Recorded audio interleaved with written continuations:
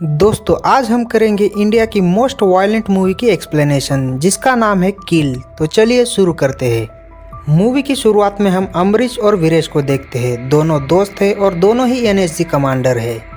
वो लोग एक मिशन पे गए थे अपने फ़ोन को स्विच ऑफ करके, और जब अम्बरीश ने अपने फ़ोन को ऑन किया तो उसे पता चला कि तुलिका की शादी हो रही है, मतलब उसकी इंगेजमेंट होने वाली है। तो तुरंत अम्बरीश वीरेश को लेके उसके इंगेजमेंट में पहुंच जाते हैं। तभी तुलिका उसे समझाती है कि मेरी शादी नहीं, सिर्फ एंगेजमेंट हो रही है, शादी तो मेरी तुमसे ही होगी। अभी कोई सीन क्रिएट मत करना, क्योंकि तुलिका के फादर यहाँ पर जाने माने उद्योगपति है जिनका नाम है बलदेव सिंह ठाकुर।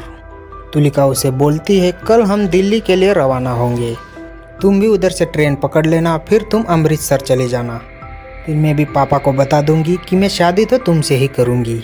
फिर हम दूसरे दिन सुबह देखते हैं ट्रेन था दिल्ली के लिए। फिर वह दोनों अलग अलग कोचेस में बैठे रहते हैं और फ़ोन में एक दूसरे के साथ बात कर रहे हैं। और जब धीरे धीरे शाम होता है और ट्रेन भी धीरे धीरे धीमे हो जाती है, फिर हमें दिखाया जाता है कि कुछ लोग ट्रेन के अंदर चढ़ रहे हैं और उनका लीडर था फेनी। दूसरी तरफ हम फेनी के पापा को भी देखते हैं जो कि एक रेल गेट पे वेट कर रहे थे अपने लोगों के साथ। असल में यह लोग डकैत थे जो कि शहर में ही छुपे रहते हैं अलग अलग जगह पर। इनकी पूरी एक टीम है जो कि ट्रेन में ही लूटपाट करती है। ये पूरे 36 लोग हैं और सभी एक ही फैमिली के लोग हैं। फिर हमें दिखाया जाता है कि वो लोग ट्रेन में जामर फिट करते हैं और लोगों से पैसे, गहने और फ़ोन वगैरह छीन रहे होते हैं। ट्रेन के अलग अलग कोचेस होते हैं और अलग अलग बॉगीज होते हैं और शटर सिस्टम होता है, इसलिए एक बॉगी वाले को दूसरी बॉगी में क्या चल रहा है वो पता नहीं चलता। यह लोग वो भी जाम कर देते हैं। फिर अमृत और तुलिका का सिग्नल नहीं था, इसलिए वो लोग एक दूसरे के लिए मिलने के लिए जाते हैं। और ट्रेन के वॉशरूम में अमृत तुलिका को प्रपोज करता है एक रिंग देके और बोलता है कि तुम मेरे लिए सब कुछ हो। तुलिका भी बोलती है मैं सिर्फ तुम्हारी ही पत्नी बोलूँगी, लेकिन भगवान ने उनके लिए कुछ और ही लिखा था। फिर वो अपने अपने कोच में चले जाते हैं। फिर हम देखते हैं फिनी अपने डकैत गैंग को लेके तुलिका की कोच में पहुँच जाता है। तुलिका दिखने में इतनी सुंदर है कि फिनी का उसके ऊपर दिल आ जाता है।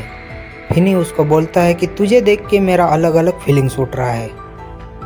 फिर उनके काका बोलते हैं कि इन सब को छोड़ के हमें पैसे लूटने चाहिए। तभी उनके काका बोलते हैं अरे ये तो बलदेव प्रताप सिंह है, बड़े उद्योगपति। फिर फिनी बोलता है कि चलो पूरे ट्रेन को छोड़ के इसको ही लूट लेते हैं, इसको बंदी बना लेंगे और फिरौती की रकम मांगेंगे। तभी हम दूसरी तरफ देखते हैं कि अमृत के कोच में भी डकैत लोग घुसे थे। तभी हम देखते हैं कि वीरेन और अमृत मिलकर डकैत को रोकने की कोशिश करते हैं। इनकी नेक्स्ट लेवल की फाइटिंग होती है डकैत के साथ, और हो ही क्यों ना एनएसजी कमांडर है वो। वीरेश थोड़ा घायल हो जाता है, लेकिन अमृत अभी भी स्टेबल था। वो अपने दोस्त को किसी भी तरह उनसे छुड़ाता है। फिर होती है फिनी की एंट्री। वो उनके बाकी गैंग को उनकी तरफ भेजता है उन्हें ख़त्म करने के लिए। वीरेश और अमृत उन लोगों को मार रहे होते हैं। वीरेश थोड़ा घायल था, इसलिए बिनी उसे पकड़ लेता है और अमृत ने भी उनका एक भाई पकड़ रखा था। सेफ्टी के लिए फिनी उसे लेकर जाता है और बोलता है अमृत को कि मेरा भाई सही सलामत आ जाना चाहिए। और दूसरी तरफ हम फिनी के पापा को देखते हैं जो कि बहुत परेशान थे, क्योंकि जब ट्रेन जाके फाटक पे रुकेगी वो लोग भी ट्रेन में चढ़ेंगे। तुलिका और बलदेव प्रताप की पूरी फैमिली के साथ साथ उसने वीरेश को भी बंदी बना के रखा था। फिर अमृत जाता है उसे छुड़ाने के लिए। फिर रास्ते में होता है एक घमासान फाइट। भाई इस लेवल की फाइट आपने हिंदी सिनेमा में आज तक तो कभी नहीं देखा होगा। अमृत जब वीरेश को छुड़ाने जाता है उसके हाथों काका जी का मौत हो जाता है। फिनी का दिमाग तब बिगड़ जाता है। फिर सारे डकैत बोलता है कि हमको तुम्हारे पापा को बोलना पड़ेगा, वही हमारे लीडर है।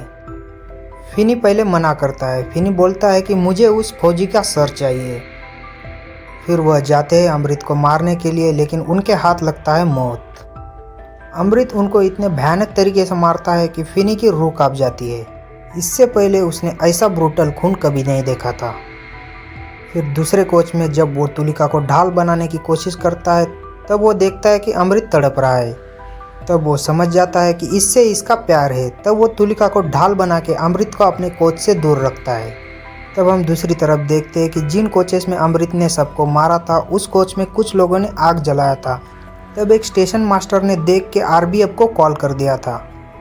तब टीटी जाता है आरबीएफ के साथ वो डकैतों के कोच में और उनके नसीब में भी मौत लिखा था। डकैत लोगों ने उन लोगों को मार दिया था। घायल हालत में भी वीरेश ने उन लोगों के साथ फाइट की, लेकिन उन लोगों ने उसको पूरा ख़त्म कर दिया। फिर हम देखते हैं कि ट्रेन स्लो होता है और फिनी के पापा ट्रेन के अंदर चढ़ते हैं और काका जी की मौत को देखकर वह रोने लगते हैं। वह बोलते हैं कि जब तक यह था मेरे सर पे एक हाथ था।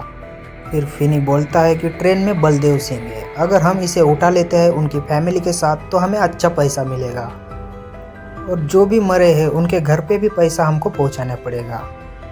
और तुलिका की बहन अहाना मिसिंग थी।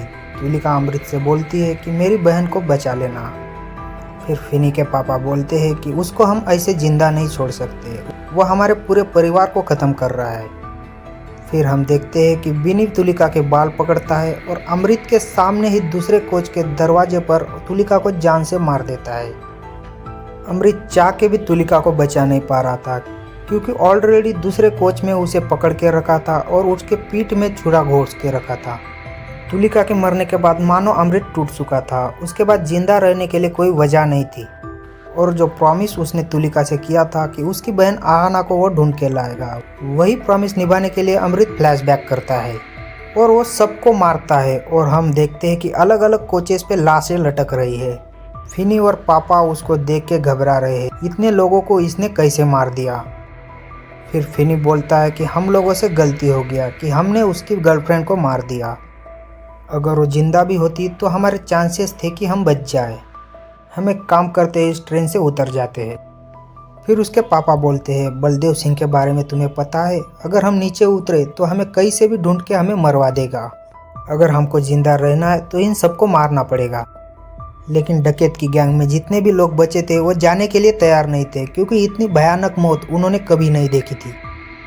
सब लोग उनके परिवार के ही थे, किसी ने अपना भाई खोया, किसी ने अपना बाप, तो किसी ने अपना चाचा। तो फिनी के पापा सबके अंदर आस भरते हैं, हम लोग जी के भी क्या करें, हमारे फैमिली मेम्बर तो मर चुके हैं, हमको हमारा कर्तव्य निभाना पड़ेगा।